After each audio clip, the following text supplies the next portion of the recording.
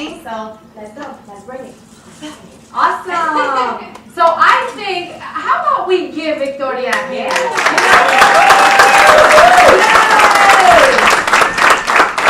You know, it takes a lot to leave your comfortable corporate job to follow your passion and purpose and drive impact for more of us in more places more quickly. So that really is incredible. I am so excited to be here. I am Lily Gill. This little slide here makes it really easy because I always just read all the fabulous things. We're going to dive right into the core of today's topic.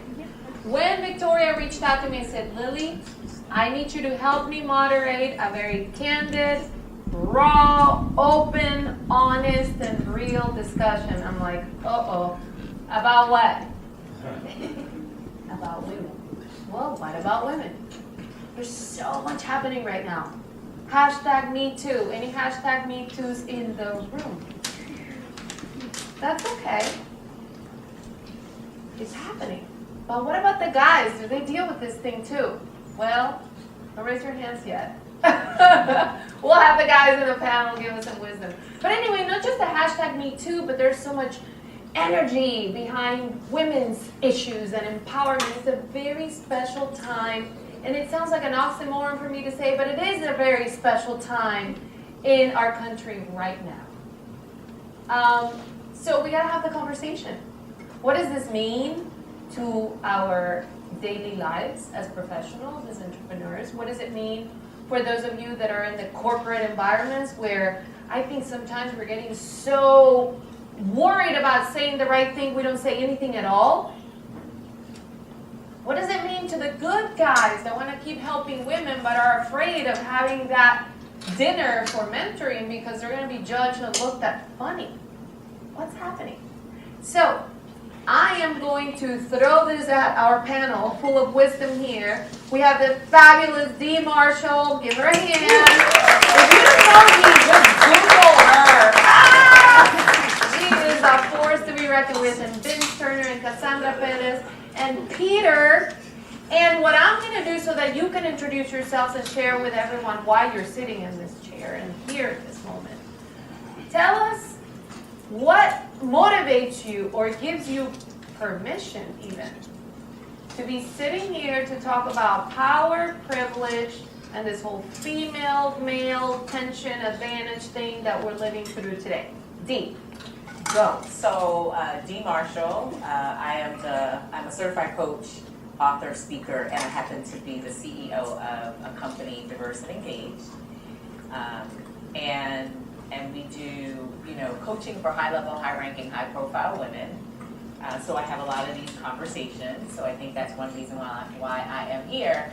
And then on the other side of the house, we're a diversity resource in that we develop diversity programs and initiatives to engage, serve, and support diverse populations.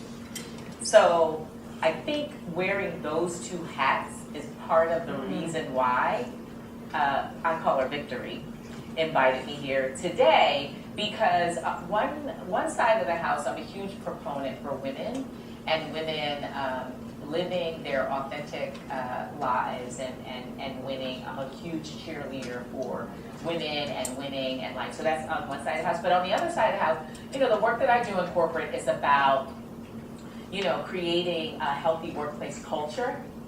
And so in creating and facilitating healthy workplace culture, this conversation has to be had. Absolutely. So that's, I think, why I'm here today. And I'm happy to be here today. And I just want to applaud all the women here who just had the courage to say, hashtag Me Too. So a round of applause to you who had the courage to say, and even for the men in the room who may have the courage just internally or with yourself to have a conversation to say, yeah, Me Too. Great. Vince, why are you sitting right there at this moment to share this topic? So my name is Vince Turner with Ernst & Young, EY. I run the business optimization for the National Tax Practice. That's my functional role. But most importantly to me is I also lead the Black Professionals Network for DC, Greater Washington, and I'm on the National Steering Committee for Diversity and Inclusiveness. I've led in that capacity at JP Morgan and Capital One as well, right? So that answers one way why I think I'm able to be in this seat. And many of you are as well, right? It's just at this given time, I was so fortunate to be tapped to sit here. So I'm an Aries, so I'm a little emotional at times. I speak from my heart, in other words, I'm not going to cry. Yes. So yes, with that said, I was raised by my mother, and she also led the same type of initiatives in regards to diversity and inclusiveness with JP Morgan. She was there for 30 years. So she embedded and instilled in me and my brother that, you know, no matter of your title, are we taped? Can I curse? Yes. All right, so no matter of your title or your role, if you don't do anything with that to bring positivity and change, it means shit. That might not be a curse to some people, but, you know. That wasn't that bad. All right, well, that's Yeah, cool. yeah. So, And your mother said it, so you get There a is a pass. camera there going Yeah. out. No, listen, this is going to ¿Qué be great. pasó? Authenticity, rawness. All right. Okay, got it. Let's go. Cool. So with that stated, since I have been in leadership roles, I have the aptitude to stand up in front of people, the nerve to stand up in front of people and speak about things. And most importantly, I have the ability to get in front of leaders to say, hey, here's some things that are coming up. We need to change this, right? So being that catalyst for change is very important to me. So that's why I felt that it's very important to be part of this panel. And with my fellow Thanks for being Nice. here. Yeah. We need the male perspective. Cassandra. So my name is Cassandra Perez Desir, and I'm currently a VP at Bolton St. John's, which is a government relations firm. And I was very lucky to be called by Victoria and very glad to be here. I have worked in government for the last 16, 17 years of my life. And so, you know, in government and in politics, this is something that is very prevalent. And I started out when I was 18, 19 years old. And then I went to law school. So both of those fields I find, you know, it's always called a boys club, you know, especially in those two fields. So, and then being a Latina on top of it, is like you're constantly trying to carve out a name for yourself, room for yourself, and prove yourself, and try to separate yourself, but also toe the line. And how do you acclimate to them? How do you make them your friend? How do you make them listen to you? How do you get a seat at the table, and also remain someone that's respected in your industry and stand apart? So I think it's an important conversation. I'm really excited to be a part of it. Great, thank you for being here.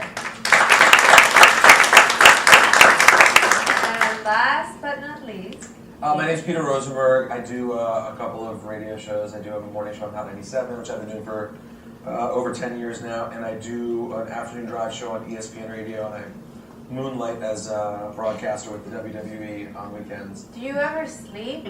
Today I did not, which is... Oh, that should make it part of Hopefully I the don't say something I'm really regretful as a result of that. But no, I do sleep, and I really do value sleep. It's super important. But honestly, I have a voice. We are blessed enough to have, I have 2 spots on that FM stick, which is our limited spaces.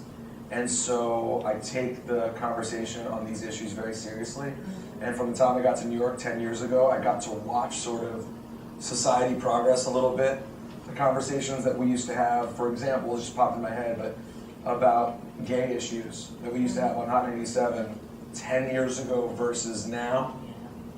You realize that you really are living through times of actual change. I mean, the things that we would hear were utterly appalling 10 years ago versus the kind of conversation you have now.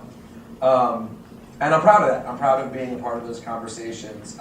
This is the space I like being in, the only white male voice in a room. I think being an ally is important. I try to learn to be a good ally. And also honest, and tell the times when I disagree, and when I think a different voice needs to be injected. But also I realized with this issue, I think it's inherently dishonest. I think our conversation is inherently dishonest because I think when we're watching the news and we see these stories come up, I'm not talking about Harvey Weinstein, right? I'm not talking about the most psychotic, evil version of it, but some of the ones that kind of bleed more into the middle. I think men see some of those things and have a thought of like, did I ever say something? Like, did I ever? And I recently told my wife, I said, I realized that every morally questionable decision I've ever made in my life was in regards to women. I'm not talking about the worst kind that I'd be embarrassed to tell you guys about. We can get to know each other and I can tell you about each one of them. But still, decisions, whether it was Whether it was hitting on a girl that a friend had dated, or just doing that thing that you knew was a little bit scuzzy. Only in terms of, never, just not a career decision that I look back on with any sort. It's the only issue. And so if people like me who see what's wrong with these things know that's true about myself, imagine how bad things are for the people who aren't aware of that at all. Yeah. So I just feel it's really important that we have like some real honest, that good men can be really honest about this dialogue, or we have no chance of changing it moving forward. So that is a perfect setup to how we're going to start this with the good men.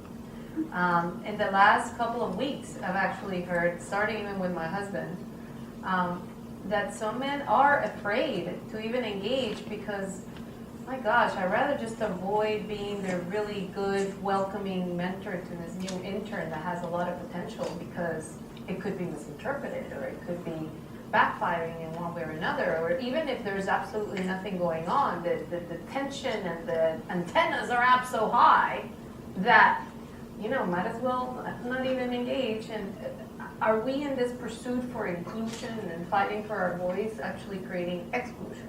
Guys, let's start with you guys. Vince? Since Peter just... I already revealed. I just revealed the big early reveal. But have we? Is it backfiring? Is it not helping? So, alright, so I do have to give this disclaimer, right? Anything that I state is not indicative of my organization that I have worked with or my organization I currently work with. They're all my own thoughts and experience. I just want to put that out there, right? So I'm going to be real. We're going to be real, right? Erase. This is Vince. It's not. It doesn't even look like. So, when you're trying to maneuver as a male amongst women, you don't want to be too welcoming to give off the wrong perception. Because perception is everything, right? The intent is one thing, perception is another. We hear that, all of us work, we heard about that. You heard about that when you're little, What you're doing is one thing, but what you were meaning to do is another, right? So it's key that the perception is aligned with, close enough aligned with the behaviors and what you're trying to do, because if not, it's going to be taken out of context. So as a male, once again, going to your point of inclusion, almost excluding females, as a male, you want to try to include women, but you don't want to do it just because of, you want to check the box, right? Okay, we need to do this because of diversity. We need to do this because our leadership says so, right? But you don't want to exclude them because you don't want to look like you're being almost like male chauvinistic, or a woman cannot do this, or she's not fit for that role. We all have experienced that as a minority, whether you're male, female, whatever your background is.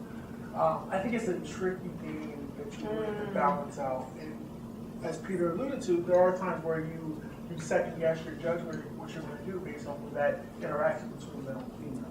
So it is holding you back. I'm going to throw it at D, because you coach and guide companies in developing culture and creating this environment of inclusion. So in this era of hypersensitivity, what are some of those tips, advice, or how do you create an environment that continues to foster this collaboration across genders, but without, so that people like great guys like Vince don't stand in the sidelines because they're maybe afraid of engaging too much. Yeah. So what do we do? Yeah, I think there's two things. Of course, the education and the awareness. I think a lot of companies are needing to introduce the policy and education and awareness. So that's one. In fact, I have a conversation on Friday with a Fortune 10 company, and the conversation that they are engaging my company in is men as allies, which is really interesting. Oh, that's cool. Yeah, it's like, do we think you can do that? Okay, but yeah, okay, that'll be interesting. So it's awareness, but also it's experiential opportunities. So putting men and women in positions to work together as experiential to soften the tension, so to speak, and then to build men as allies. So for instance, for any programs I think that we see in the workplace right now to address the issue. We have to be in the room together, and the rooms have to be extremely diverse, and we have to see women in leadership positions and sort of explore those kinds of opportunities. Those are at least the two things that I have recommended to start. The awareness, and then let's engage them in a PMO, a project, a PMO office, project management office, for an enterprise-wide initiative. Give them a real problem, to solve and work together to lessen the tension. So it's a soft space, if that makes sense. So just based off of that, the term to me that's problematic is ally. Using the term, when we use the term ally, it's like a war, a conflict. That's problematic in itself. So I think you should have them change ally to partner, right? I like That sounds like client lingo, I like right? Yeah. So I mean, Probably- those I small like it. monikers That's that mean something, Yeah. right? I mean, that really means a difference. He's my ally. Was there a conflict? Is there a war? Is there separation? Are we trying to get over tension? Yes, it is in the back of our head, but let's look at it differently. That's the only way that you can step forward in a different light, So maybe that. I'm going to bring you to the meeting. I Hey, mean, you know, I I'm I'm so, but you're right in that that's companies' language. So typically, I mirror the language of the corporation. So I did an engagement last year with a top 500 global corporation, and they brought me in to talk about privilege. And white privilege, and but they wanted to address labels and identity. They created a conference. It was called Professionals of Color, and the people of color were offended that they called it that. And so that company, while they appear to be very forward moving, they really controlled some of the language. So when we pitched back, they took out some of the language. So even though they were kind of moving forward, so the point is that was their language. But I am going to recommend, and I really do need you in this meeting. Done and done. Yeah. But this is why I'll say this last thing, and then we can move on. And I think this is the value of inclusion and collaboration. It's ask other people what they think, right? My friend Karen is here. It's like, Karen, I'm working on this initiative, how do you see that? And particularly asking people of different cultures and background. I think that's important because it's a perspective that, I may not have had, even though I'm paid to do this work. So I think that's the value. So, Cassandra, I kind of, going back to this thing of like the younger professionals, right? Like I've seen actually very recently in a very prominent setup this very uncomfortable interaction between a very young female and this older guy, and it didn't even look right, and maybe it was me telling myself stories about it, but is there anything we should be advising or guiding or coaching also differently for these women so that perception is reality? So is there something on our side too that we need to tweak and adjust? Or I mean, I think it's interesting because I started out as an intern, in state government, and so it was very much young girls and young men. But you could see the contrast with the young women and these older elected officials and the way that we interacted. And we were actually the last class that was able to interact with them so casually before the rules changed. And the reason that the rules changed is because there was a lot that came out of that. what were the rules that changed? Well, there were no rules. And then after us, there were rules. You couldn't hang out with them after hours. You couldn't go, because we were in Albany, right? So after session or after office hours, everyone would go out to dinner or everyone would go out to bars. And that's what you would do.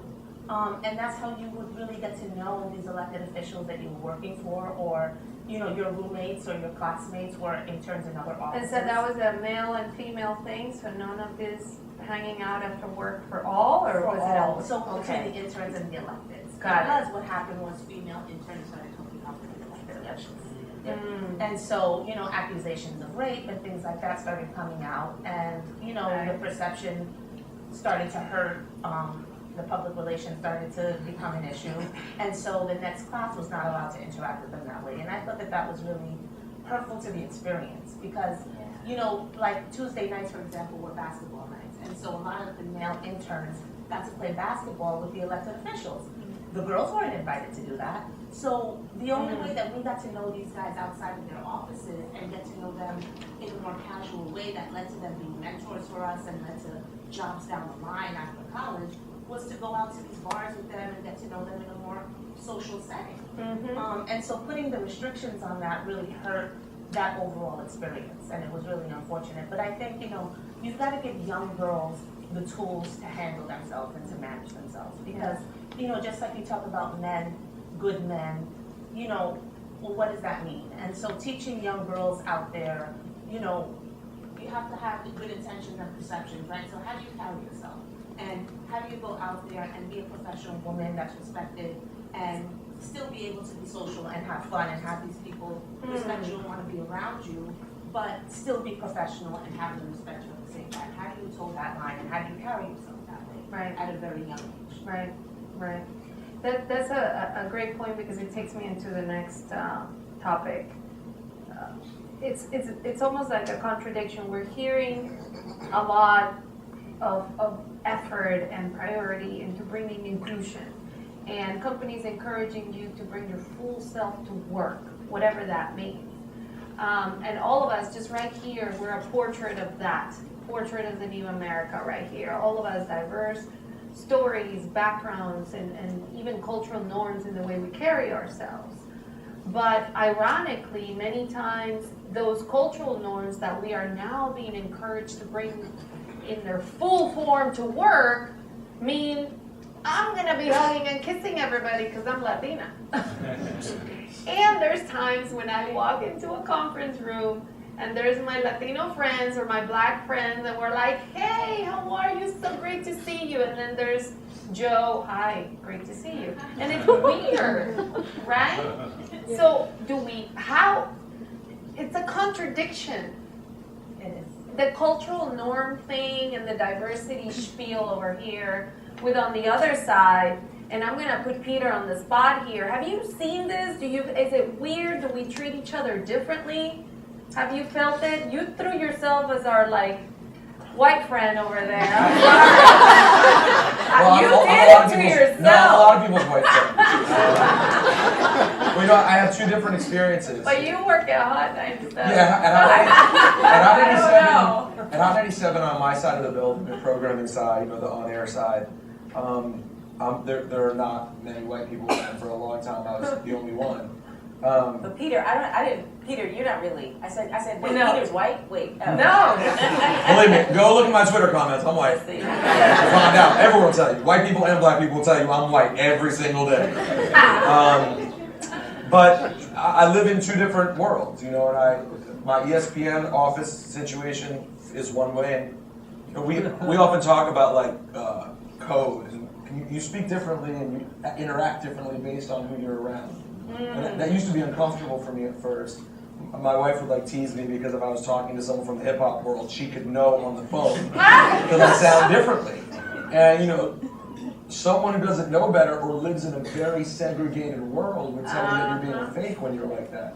But that's just someone who doesn't really live around multiple people, because honestly, part of you becomes the people that you surround yourself with and that you love. Yes. Ultimately, I feel that part of this whole conversation, not this particular one, the broad one, it again is dishonest, because like you said, we're saying let's all come to work and be this way, but then we all have to be super mindful of who we are. We're ignoring certain basic premises of the whole thing. Men and women will want to, there's so much gray area that makes this so complicated, right? Your story was really interesting about young female interns hanging out with the older elected officials, because within that, there's potential for terrible things. And then there's potential for totally innocent things. And then, here's the part you can't talk about, there's potential for odd gray things in the middle. Right now, if you're a young adult, if you're 28 years old and you're buried in work, I don't work in a typical office, but many people here I'm guessing do, and you're buried in work, where do you meet people that you could be interested in dating? You meet people in work environments a lot. So we could all pretend that everyone in this room has never had anything inappropriate happen at work, but everyone would be lying, because those things happen. So there's separate conversations. There's the conversation of Well, how bosses should carry themselves. mhm, There's conversations about how the interns just together can carry themselves. mhm. And all of these different things, I think, require conversation. But instead, the result is always, what we have to do is separate people completely. It was like when LeBron James said recently that the biggest mistake the NBA made was making Donald Sterling sell the team. Because all it did was cover up the issue. It was like, we'll take away the team from him. No. Make him keep his team and figure out how we're going to change old white racist owners into maybe being forced to exhibit different behavior. We whitewash the whole thing, pretend it never happened. Yep. All of these sort of dynamics are happening. How do we talk about it without just like separating people or making them feel uncomfortable? Vince, you're about to jump out of your chair. Go for it. I gotta use that. I'm not saying. Ah! So that's going off with like Rosenberg. Whatever you're comfortable with. RP. That's what kind of off of his thought. Me and my friends spoke about a lot of the operating in an environment of fear, right? Because that's all that creates. It's this fear, it's this anxiety. Nothing really happens. It just keeps swirling and swirling and swirling and swirling and swirling. So if you are able to have the environment where you can have a conducive conversation about these things that happen, and some people may get fired, right? I mean, let's be clear. Some people might get reprimanded, and some people might have some clarity about, okay, that might have been inappropriate, right? Let me learn that lesson. Instead of putting that in the back office and having our conversation, if we have that as a whole, it will change the environment, right? Instead of saying, okay, this person was fired, I can't do this now, right? She's a woman, I can't approach her in a certain manner, I can't go out and have drinks with her because then he's going to think I'm hooking up with her. I think if we can just speak about this openly as we are, but in our workplaces, at the leadership level, and trickle down, then we're able to make a change. I heard a lot of when I said leadership, but leadership doesn't really understand that.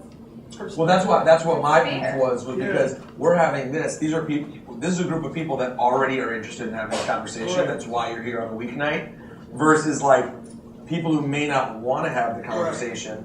You know, and pervy old Tom, who's been in the office for the last 25 years, needs to have this conversation. You know, that's what we're doing. Where's Tom? Tom's creeping in the office, doing the creepy things, the extra long leer, the extra arm around you that you didn't need. He needs to hear these conversations. Correct. Yes. But we don't want you to stop being your full self because we're warm and loving and sometimes I catch myself, I actually did it today at a corporate meeting in New Jersey. It said, you know, I'm Latin, I kiss, and I had to almost explain in a funny way because there was other people in the room and there's this one colleague that I was very excited to see.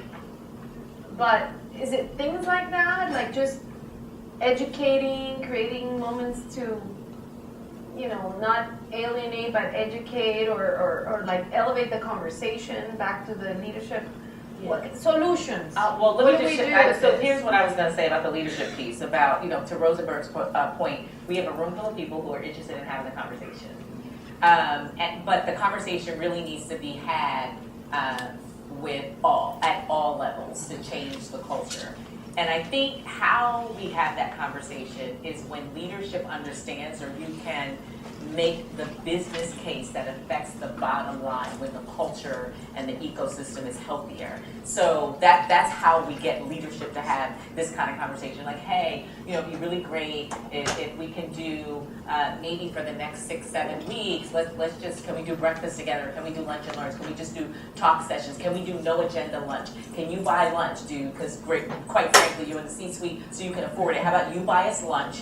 And we'll chat about male-female interactions and such. And how that can happen is when they understand the impact of bottom line. Because diverse teams, and not just gender diversity, but cultural diversity, race, gender, they outperform you know, homogenous teams. So when you can have that conversation and talk about how the top quartile of Fortune 500 companies that are diverse outperform the rest, then that's when you can impact change. So when you can go in and have a conversation, or when they have that little glossy, flossy town hall meeting to put up some numbers and slides and such, you know, and maybe when the numbers are down and you can make a case, say, you know what, I have a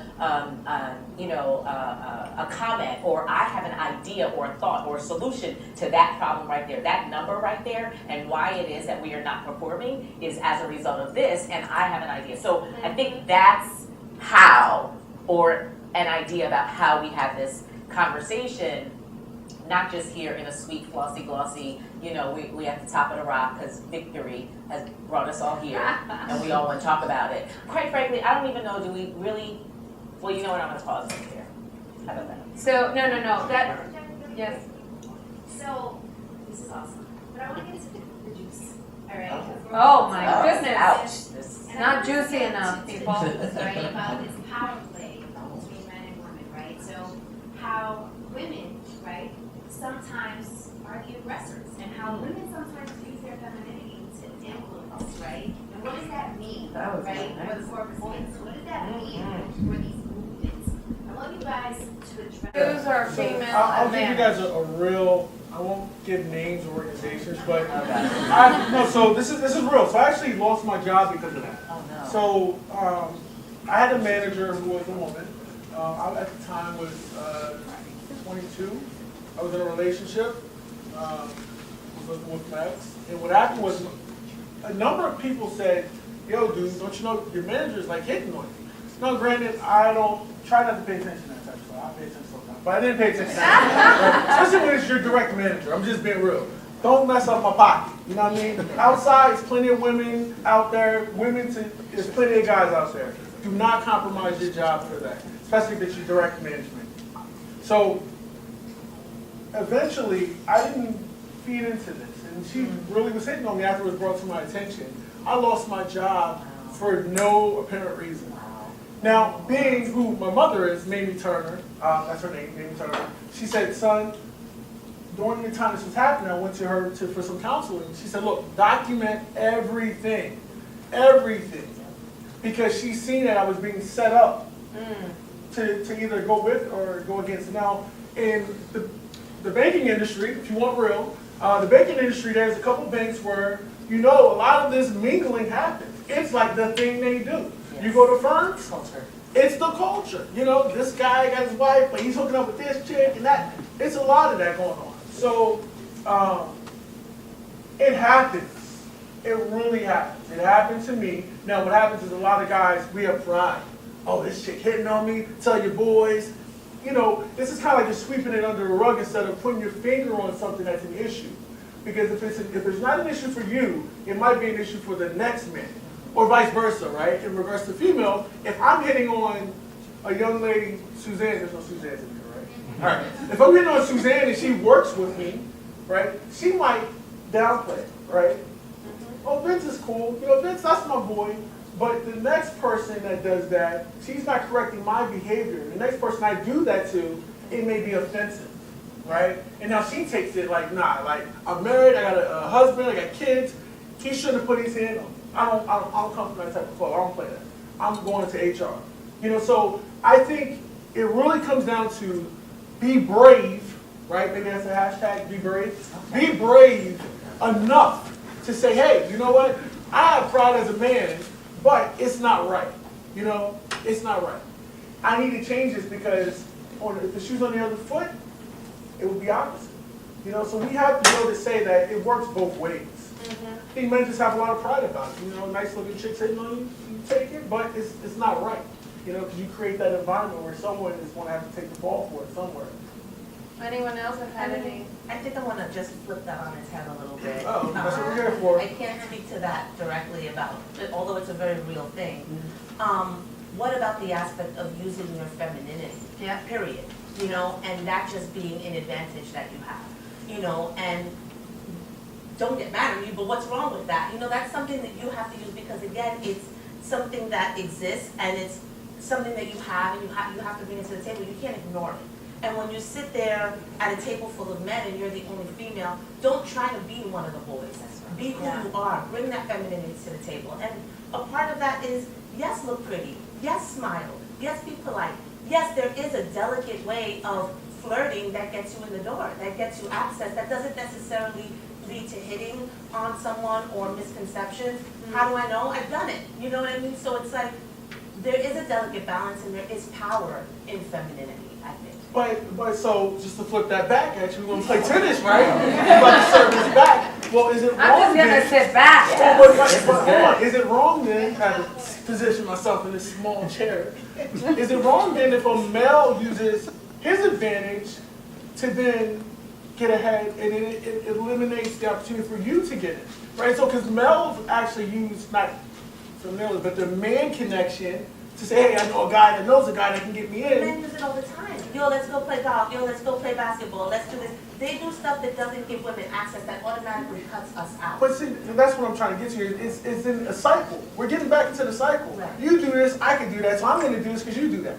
It doesn't change anything, right? I mean, I'm just saying it's the way of the world, right? We can't keep saying, not pointing at anybody, he's doing that, so I'm going to do the same thing. You know what I'm I'm saying? going to There's use my... nothing wrong with guys Okay. playing basketball the same way that there's nothing wrong with a woman putting on a nice dress and some lipstick to a meeting.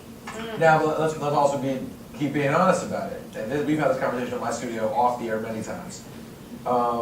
And my wife, who's a sports reporter, and so we spend a lot of time analyzing other people from her field.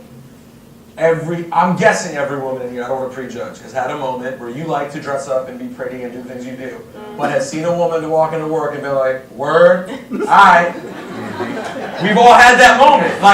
We've all had that moment. Like, I've seen certain reporters that I'll look at my wife and be like, interesting outfit choice to a college basketball game. And my wife's like, and then there are other times when I've told my wife, yo, you don't show off your body enough. But that really is true. I've been like, you kind of you have a great body and you keep it so low, you're not taking advantage in a way that I feel other people are. And it's a kind of a fucked up thing to say to your wife. But I'm like, yo, you're way higher than that chick. And but this one has 40,000 Instagram followers because her pictures are these kind of pictures. And if you follow my wife, Alexa Dat on Instagram, it's all pictures of us and the dog. That's it. It's pictures of a baseball player being like, can't wait for spring training. So that's really complicated. I feel like an asshole when I call out, there's a person that I know, and I work with someone who's friends with that person, and I'll be scrolling through Instagram, and I'll be like, yo, is this outfit really necessary? And we'll get in this back and forth about it. And one said she can't hide her body. But I'm like, I know, but she kind of, and that's really tough. It's just tough. So to Rosenberg's point, so I coach women, and I coach super conservative Wall Street type A personality. There's beast. And the moment we start working together, there's always an edit or a course correct that I have to do with the wardrobe. Because it looks like she's trying to fit in with the men. The navy blue suit is just too boxy. And so I said, run this play. Oh, you're presenting? Okay, this is what you need to wear. And you need lip gloss. Or you need a red lip. So that's just straight strategy, running plays. But that's femme that is respectful. So I think we're talking about two different lines, like leveraging your femininity in a way that is respectful. So yes, today, nobody judge me. I look hot in this dress. I know I do. I put it on. I'm sorry, not sorry. I put this on. It probably is 2 sizes too small. Yep, did she say that? Yep. And my shoes are hot and my toes are cute. All of them underneath. Okay. So, I mean, that's, you should have known when they said we were going to be. So, I mean, but this is respectful. I'm not hitting on anybody here. We're having, conversation that is productive. So I think to answer the question, do we go there? I think yes, and I think it's in a way that it is appropriate. If I was coaching your wife, I would agree with you, but then she didn't need to pay me. You told her. You do not need to look like the rest. So I think that's one part of this conversation. But I think another part of how you leverage, or how we can leverage being a woman, is to bring a female perspective. So that's a boss move. When you don't even, it's not even about what you look like. It's just that I'm gonna add something so valuable to this conversation as a woman. You will know I'm a woman, and we're on a conference call and you're salivating. You're like, oh, I gotta meet her. In fact, I'm telling you something. So one of my clients, telecom, had an initial engagement conversation, and it was a 3 or 4-way call, and the guy who was being introduced to me, who I was going to work with, he was a little resistant in the conversation, but he went to my LinkedIn. And because he's trying to figure out, he's trying to size me up. But he says, oh yeah, I see Dee now. I just pulled up her LinkedIn, right? And we were like this. 6 months he's in love with me, right? That's my boy, right? Joe D and I are like, what is it? What's the, when they put the 2 names together, like Bennifer kind of thing? That's Joe D and I, we like that. White guy, loves me, my boy. But it took us a while to get there. He was resistant on the front end, and then the visual kind of, but what I'm saying is there's a way to add value as a woman, but not have it be based on look and feel. You can really own the space if you add significant value, and that's what I did in that relationship. Joe did it for me because Joe is a white man. And I'm a black woman, in case you didn't know. And so I made it comfortable for us to play together. Joe, you're white, I'm black. And there's stuff happening right now, and let's just talk about this so we can work through it. And so that's softened. Now that's more about race than it is about gender, but it also helped to soften, if that makes sense. So that's how I see it. I see where you're femme, but also be okay with adding value to the conversation that lets people know that you have a perspective and that of a female that can add to this room, and it doesn't matter what I look like. I don't have to look super hot in this dress. I still have something to contribute. I don't have to put on red lipstick. I don't have to have lip gloss. I don't have to wear high heels. I'm a woman and I have something to say. And so for every woman in this room, if maybe you're not necessarily comfortable with wearing your femme on your sleeve, that is okay. Your play that you should run is having an opinion, a thought, and adding to the dialogue. And I think that's the play we need to run. And just listening to that, all of which was awesome, and I see why people pay you the big bucks to coach them. It reminds you of how unfair the whole setup is. Yeah. Because I'm a white man. I don't think about anything. I literally. I do in settings when I'm going to something that's specifically black, and I'm the white guy. Then in that setting, you do have a little bit of a reversal and feeling like, oh, and maybe thinking about judgment on some level the way either ethnic minorities or women do. But the fact is, half the bosses that we all deal with, like, late 50-something white men, don't even think about anything. So it's just so interesting to me, hear the perspective, like, here's the play you run. Their play is get out of bed. Show up. Like, Just do show up. this, maybe brush their teeth. So it's just like, it's so interesting to think about that as a starting point. And then on top of that, you have the fact that we all know as men, we all hear what people say when the room empties of women. The same way black people know what happens when the white people leave the room, and white people know what happens when black people, and I've heard it all, because I sort of think of myself as a cultural spy, right? Like, when black people leave the room, I hear people say things, and I'm like, that's quite interesting. Probably don't want to say that around me. I don't identify with this statement. Same thing, and I hear them say things about Here, I want to make sure that there's so much wisdom in this back and forth. Thank you, Vince and Cassandra, for that play. That was awesome. But I think I want to make sure we all take the wisdom and kind of distill it. There was definitely, so women, let's be gentle with ourselves. It is okay to celebrate and exercise your femininity and not try so hard, as you were saying, Cassandra, to be one of the guys, or as you've had to coach your powerful Wall Street ladies to get out of the boxy suit because they don't want to stand out. There is power, and there's a reason why diverse teams perform better and companies that are run by women as well. So let's not leave our superpower of femininity out. However, there is intelligence that comes with that feminine power.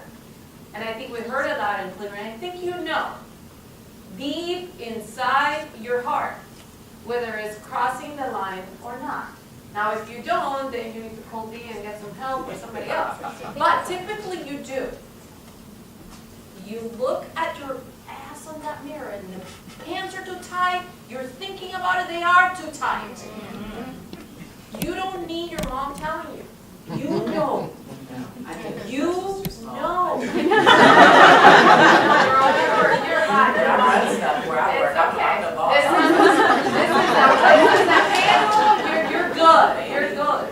work. And by the way, So just think about it. and men know what that line is too, ultimately. That's what something you get to, Vince. We know there is always going to be intermingling at work, and there are going to be relationships that happen at work. There's going to be that flirtatious relationship where you know nothing's going to happen, Right. but it's a nice flirtation.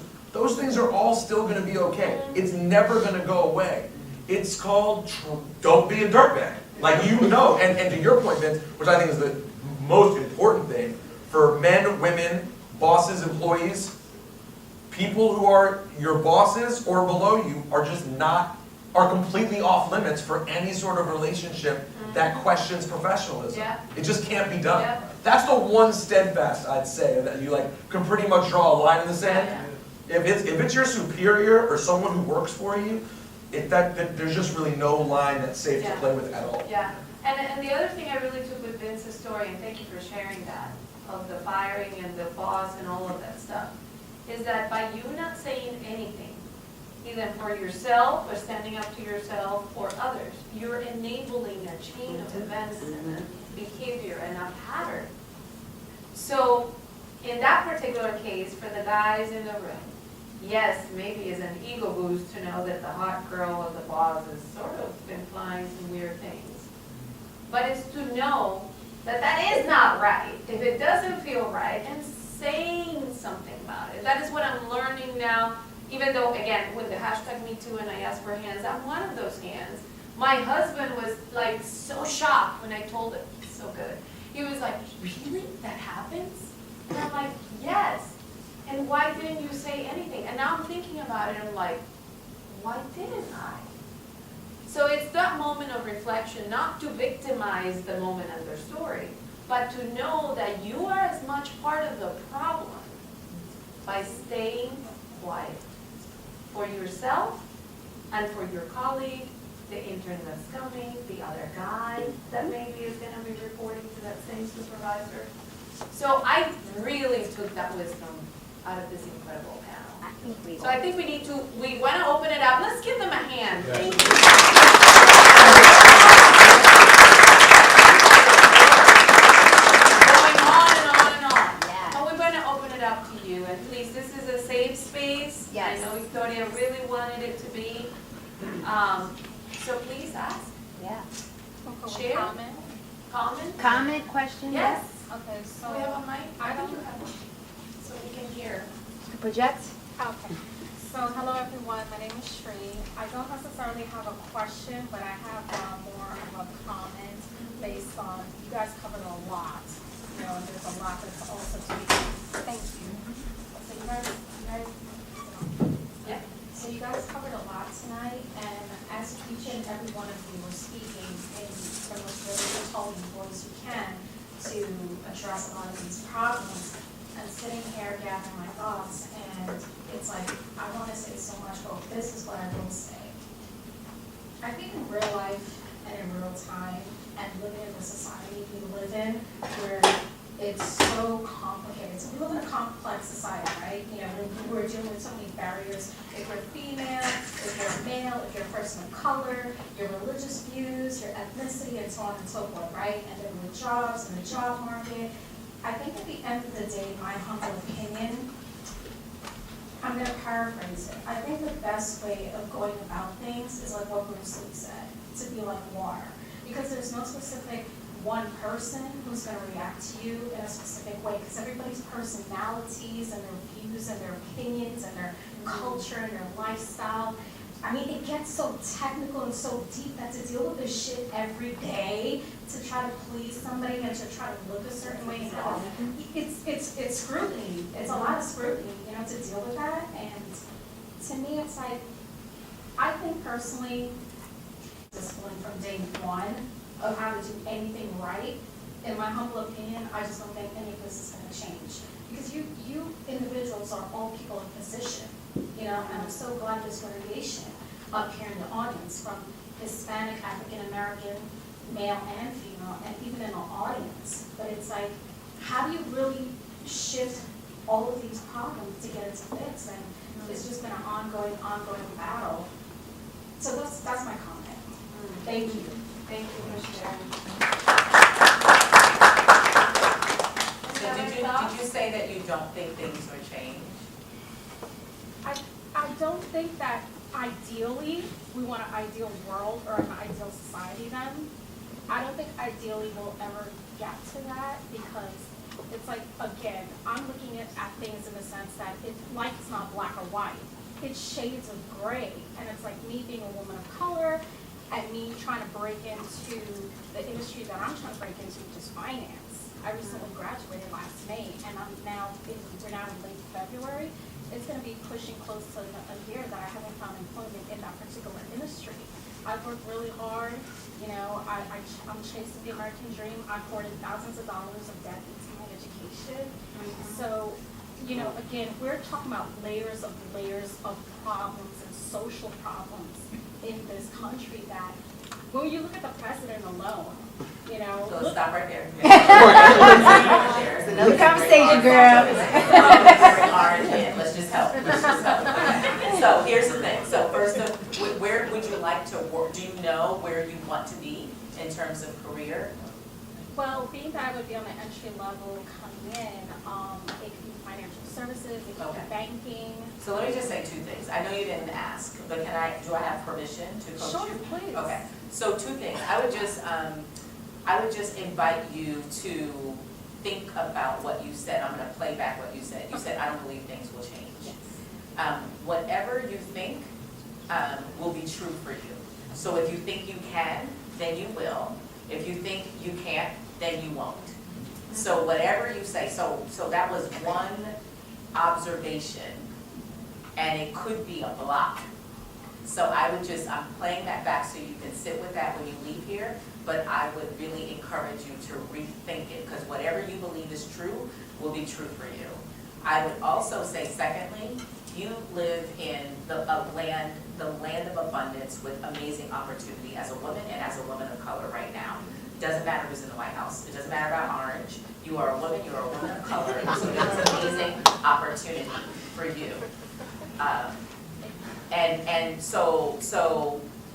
But there's only, because there is a revolution happening right now. I mean, women are winning. Right? Women are winning everywhere in this time. And so it's up to you. You can make the change, you can create the change, but you would have to change your mindset. I also believe your job situation, it could be because of your thoughts. If I interviewed, so I trained $1 million producers on Wall Street for many years. I worked on Wall Street on September 11th, down 33 flights of stairs. I know y'all didn't think I was that old and I look hot. But I worked there on September 11th, okay? I trained $1 million producers, okay? And I said that. That's color, okay? Don't say that. Don't say that outside this room. That's black, okay? Okay is not a word. Say okay. That's not a word, okay? But what I'm saying is, if I trained $1 million producers, and if I was interviewing, or even if I met you at this networking event, and I really want to hire you, there's already, I need your energy to shift even for me to entertain you and create an opportunity for you. I'd fall in love with you, I'd want to support you, because that's just who I am. But can you just think about that? And then I'd love to support you after or on the other side, but your mindset needs to be straight. Because you know why? Because Wall Street is no joke, okay? It is no joke for anybody, but particularly for women and women of color. You need to come in there with your A game, and so your energy needs to be tight. You need to go in there thinking, I know stuff is happening. I know this is an old boys network. I know it's a white man's game, but I'm here to win, and I believe I have something valuable to add. So I encourage you. I'm going to be on the spot as we watch. Can you please, and I know your time is precious and coveted and everything, spend 1 hour with this girl. I think you are going to, right? I've got my mentee, I've got I got you done. On the strength of Lily and Victory over here, the female collaborative on me. By the way, she knows my name is Victoria. She's just calling me Victoria. Oh yeah, she's winning. I'm sowing seed. I'm speaking prophetically into her life. That's what that is. Yes. Did you see that? Oh yeah. I'm here for this. I'm here for the come up. I was in the room when it was a few people. Listen, I just want her to remember my name. I know what I'm intentional about this. Okay? Okay. Yes, you got it. On the strength of this one. Yes. And the female collaborative. And the This is female the type collaborative. of That's courtesy experiences of the you get by coming out to these events. All right, next question. Anyone? Hi, I'm Teresa. Great insight that you guys have shared. My question to you is, so I work in a corporate environment, and how do you create a safe space for people that report into you or for just your peers to feel safe, like they can talk about either what they're becoming more aware of or just how they might feel? How do you do that? Yes. You've managed a lot of people. How do you create that? First of all, you have to be very personal and open, right? Say, hey, I'm a person just like you. Break those walls, those barriers initially, right? So that you can soften them up instead of them looking at you like you're my leader, you just want me to push on papers or do this or do that, like task oriented. Show them that you are genuinely invested in them as an individual, right? Human, we're human. Forget this. You know, this is still happening if we're not here. We're human, right? So that's the first thing, connecting on a humanistic level, human level. I think slowly start to share maybe some of your experiences first, reach across first. Hey, this is something I've gone through. Let me tell you a little bit about my career, right? What some of the challenges and hurdles. And then we'll invite them and say, oh, you know what? Vince went through this. Maybe I can speak to him, maybe not in context, but speak to him about something I may be going through. How did he handle that? I heard that. Let me see how he would advise me. That will start to build that relationship a little stronger between you and your colleagues or your team members, right? And I always say team members. I always say that, right? So they know, okay, I tell people, I should be the loudest voice as your boss, but we're on the same team, right? Don't look at me as your boss, right? Because then that separates, once again, it's about what you're putting out there is how people are going to react. The energy you put out there is how they're going to respond and how they're going to interact with you.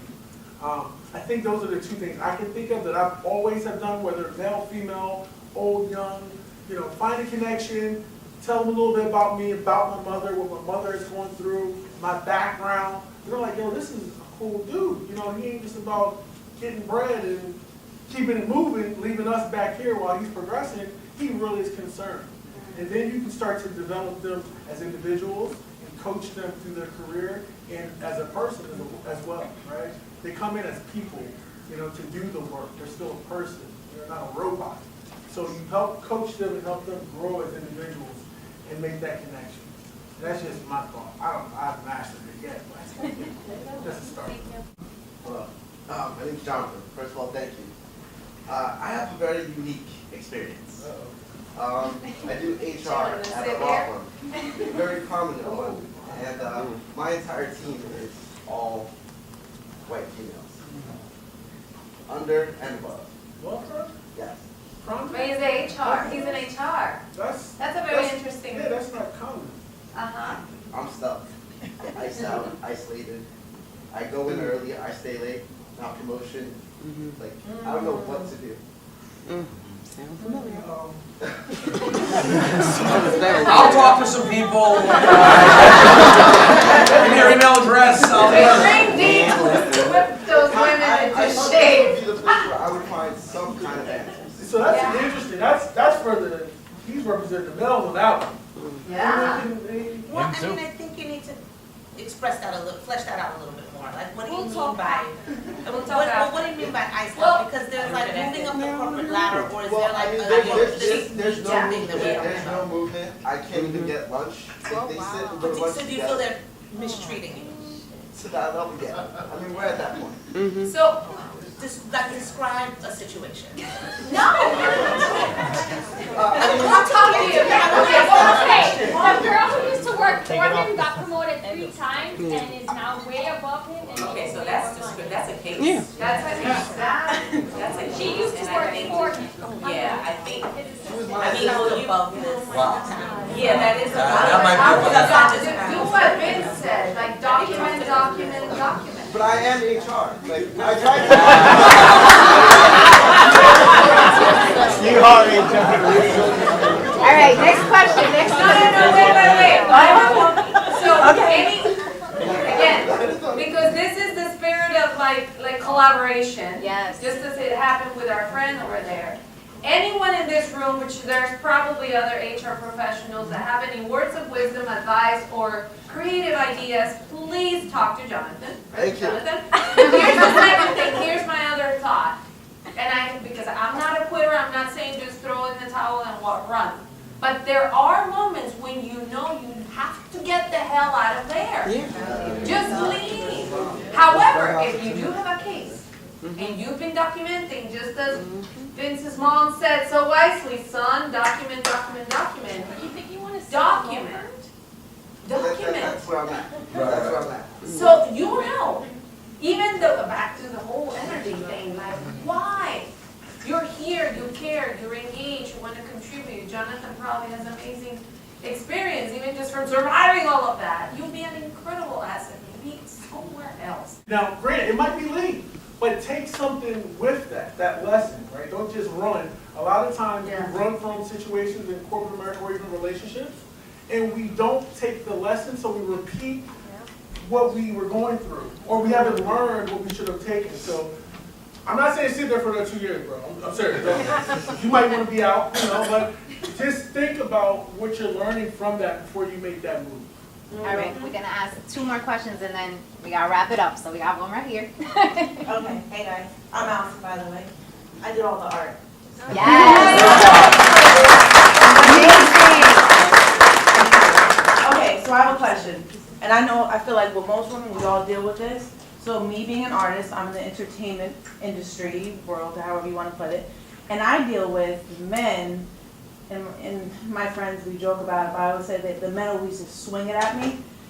And the meaning by, I build relationships with people. People want to, let's say, buy art from me. And I'm like, oh cool, they want to buy art. But actually it comes down to they want to take me on a date, they want to get me in bed, or whatever it may be. And it comes to the point where I'm just like, I don't know who to take serious. Like, do you really want to buy a piece or do you want this? You know, like, so how, I know that's like kind of raw for you guys. That's real. But in all seriousness, like, I don't know who to take serious. And then how do I change it? Like, okay, now I know that you want that. So how do I switch the narrative? How do Because we have an amazing thing in American society, probably other places too, where not only is it on the women to have to reject advances, but you have to do it sensitively enough to not offend the person offending you. Which is incredible to think about, but I know it's a real thing. I hear about it all the time.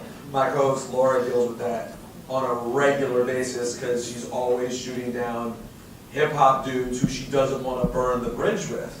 That's right. But they're going, but clearly they're being what they're being. I think I'll say this, let me start with what you could do, because trying to change men is a whole different animal. So let's start with what you could do. What you could do is probably be real, and this is something I tell my wife and female friends of mine always have. You could probably be double, triple honest with yourself from the very beginning about how this thing feels, right? Like, there are slight, now listen, there are going to be some that are just gray, no doubt about it. But there are some when you, like, for example, I looked at your stuff, I was like, I wonder if my wife would like this art. Like, I literally thought about that when I saw that picture over there. Marilyn? Yeah. She's magical, right? Not the Richard Simmons.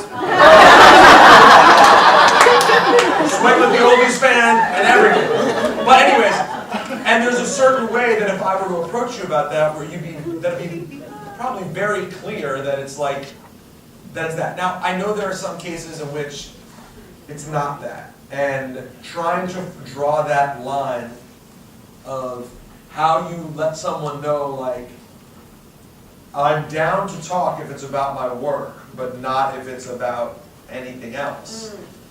That's a question probably better suited for an experienced woman, but I don't know if it ever gets much easier or clearer. This business, I don't even know that there's a conversation. It's a product, it's for sale. Here's the credit, cash or credit. It's not that, this is business now.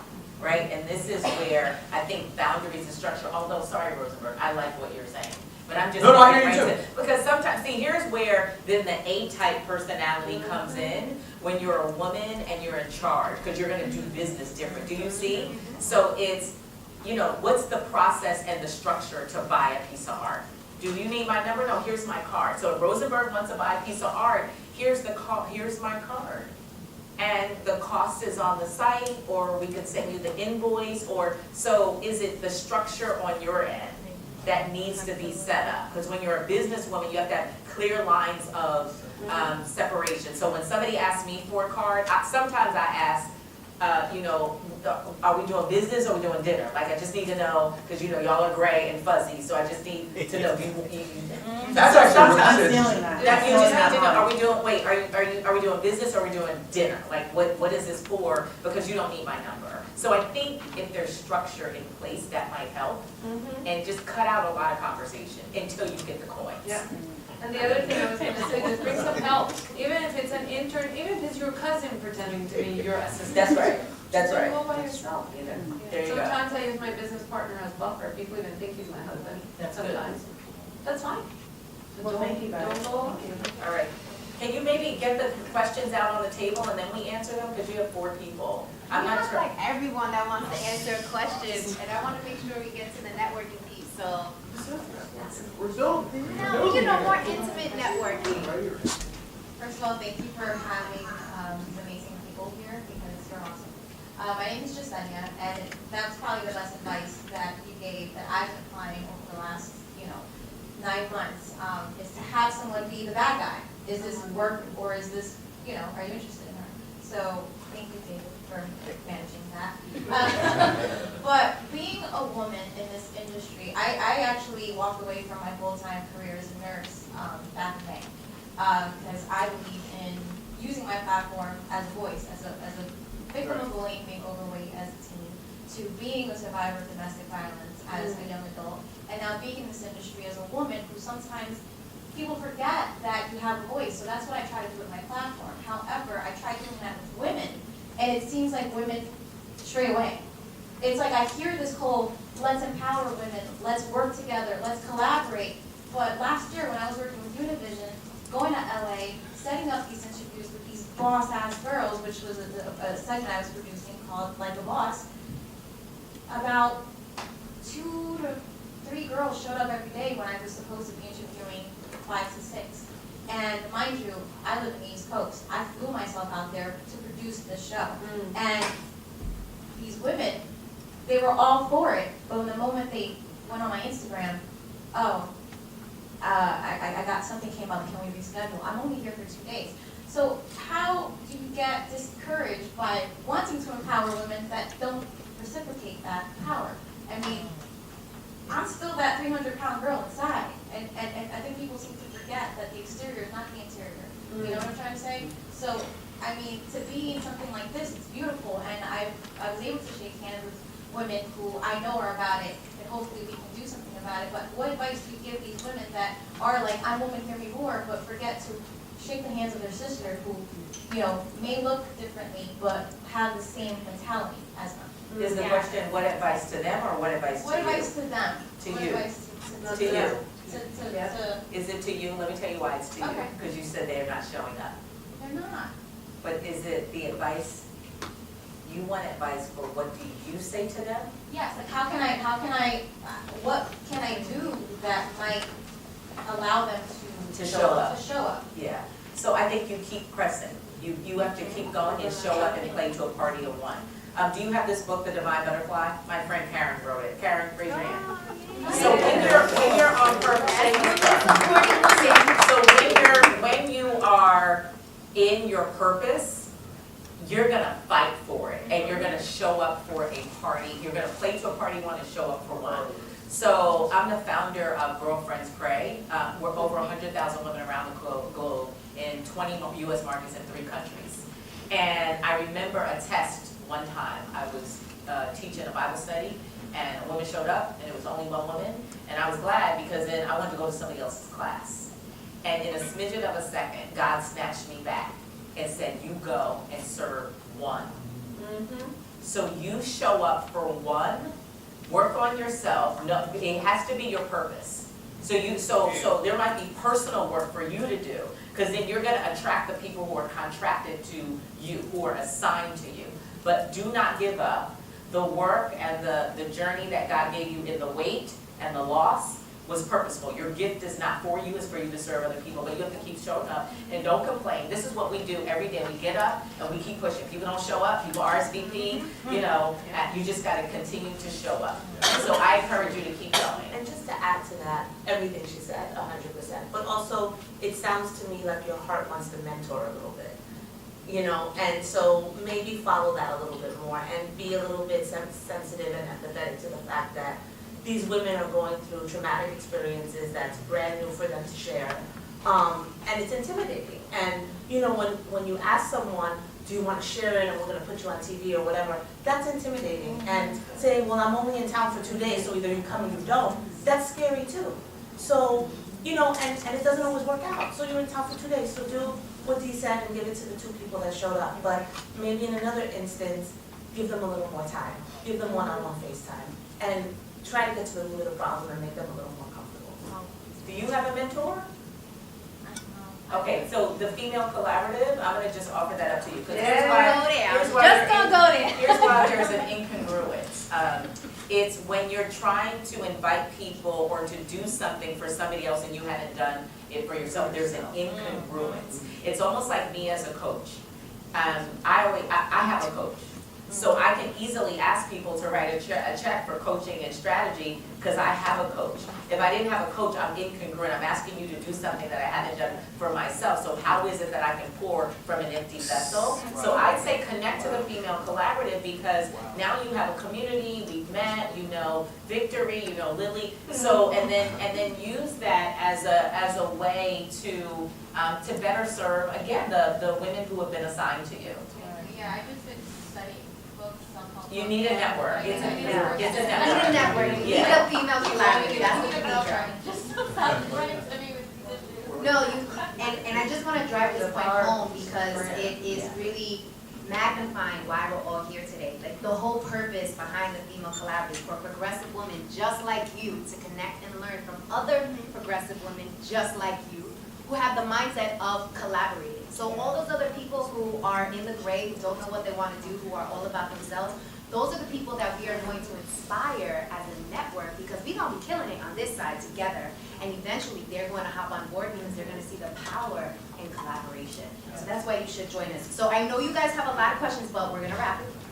I'm going to do, not wrap it, but wrap it to the point where we are going to open it up to this panel because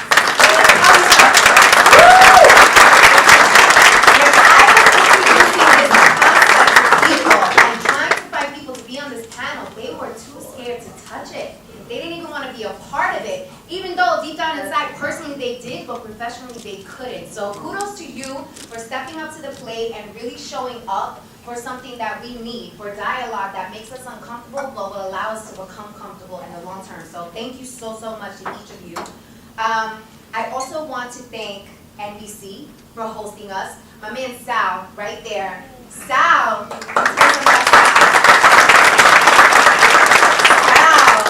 is an amazing person, okay? Funny story, some of you know this if you follow me on social media. I am Victoria Jen. I met Sal when I was interviewing for a job at NBC, and I didn't end up getting the job. Ran into Sal a couple of months later at a networking event.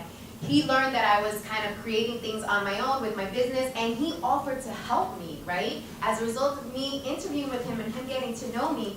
And I share that with you because even though moments do not turn out in your favor or as planned, that doesn't mean that you can't use that as an opportunity to create other things and to partner. So Sal, thank you for believing in me. Thank you for collaborating on this. And thank you for just being a stand-up guy. Like Sal is a badass. If you don't know him, you need to know him. He is an amazing person with a great soul. So thank you, Sal. I also want to thank Allison, who is the artist. Guys, make your rounds. She is amazing. Okay? She actually did an exhibit with us at our Women Who Raw event which was our inaugural event last November, and she has just been an amazing partner ever since. So thank you, Allison, for being you, for supporting, for making this space beautiful, and just lending your amazing artistry to this cause and this movement. So thank you, thank you, thank you. And lastly, I want us all to just stay, on target. Like, this is a very juicy conversation, and it makes us really heated and creates a lot of interesting dialogue. But it's your responsibility to take what you learned here today back to the office. Take it back to your home base and start a conversation with your colleague tomorrow about this and say, how can we be a voice? How can we create more around this movement? How can we make sure that these issues are being brought up in a safe environment so that people can really show up as who they are and be very comfortable in their own skin? So make sure to bring this back to their home base. And the way that you open it up, if they're like, well, how do we do that? What are we really going to say? You're going to say some of the things we spoke about, right? Accountability, right? Making sure that people are aware of their behaviors, and if they need to be checked, they need to be checked. Everyone in here should be comfortable to check somebody if they're not treating you the way that you want to be treated. Education and awareness, right, is a big topic. Sometimes people are not aware that they're being offensive or not aware that something that they're doing is inappropriate, and so it's your responsibility to let them know that. Experimental opportunities, which I thought was awesome and a great idea, Dee, about putting men and women in a room and having them actually work through the tension. I mean, I know that's difficult, especially in our relationships. We try to avoid that as much as possible, but we need to create these uncomfortable positions because that's the only way that we're going to get to real solutions. We have to be uncomfortable and be okay being uncomfortable. Shift the language from ally to partner, which I thought was a great point and something we should all bring home. And then lastly, and this relates to being self-aware, is you need to speak and conduct yourself differently depending on who you're talking to, right? Because it's all about influence and the brand that you want to present off. So you need to be able to flex your style and adapt to the environment that you're in and have the maturity to do that and be okay and still know that you're still being your true self. You're still being your true authentic self. You're just adapting to where you are so that people hear you, so that people see you, and that you get ultimately what you're there for, right? Because we all have a personal agenda when we're meeting people, and that's fair to say, and that's true, and that's okay. So with that, thank you so much again. We're going to network now, so make sure you collect cards, make sure you take your pictures, make sure you step on your feet.